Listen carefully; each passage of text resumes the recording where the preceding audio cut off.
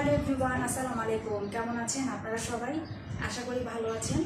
আমি অ্যাডভোকেট হালিমা আক্তার তমা। আজ আপনাদের সাথে আলোচনা করব ফৌজদারি কার্যবিধি থেকে ধারা 509 এই ধারাটি নিয়ে, যেখানে বলা আছে চিকিৎসক সাক্ষীর জবানবন্দি।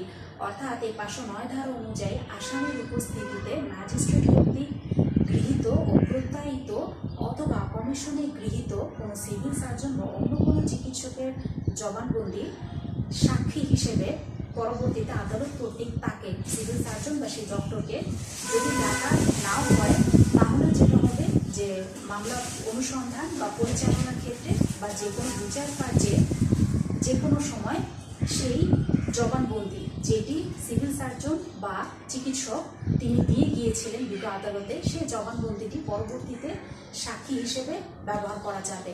আর এছাড়া আদালত যদি উপযুক্ত মনে করে তাহলে সেই সিভিল সার্জন বা সেই ডাক্তারকে ডেকে পাঠাতে পারে সমনের মাধ্যমে তার সাক্ষ্য গ্রহণ এবং পরীক্ষা করতে পারবেন।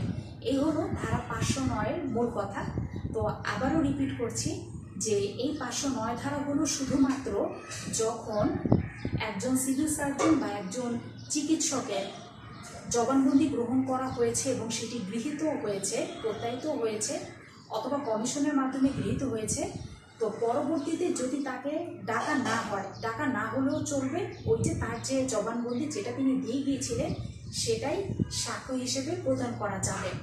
আর যদি এই ডাক্তার বা সিভিল সার্জন তিনি যদি মারা যায় অথবা তাকে আদালতে উপস্থিত করা সম্ভব না হয়, সেক্ষেত্রে কি হবে? সেক্ষেত্রে যা হবে সেটা পরবর্তী ক্লাস ভিডিওর মাধ্যমে অন্য একটি ধারা বলা আছে, আপনাদের সামনে অচিরেই হাজির হব। তো সেটি জানতে অবশ্যই চোখ রাখুন। আর আজ এই পর্যন্তই। কেমন লাগলো আজকের ক্লাসটি? অবশ্যই আপনাদের মূল্যবান মন্তব্য কমেন্ট বক্সে লিখে পাঠাবেন।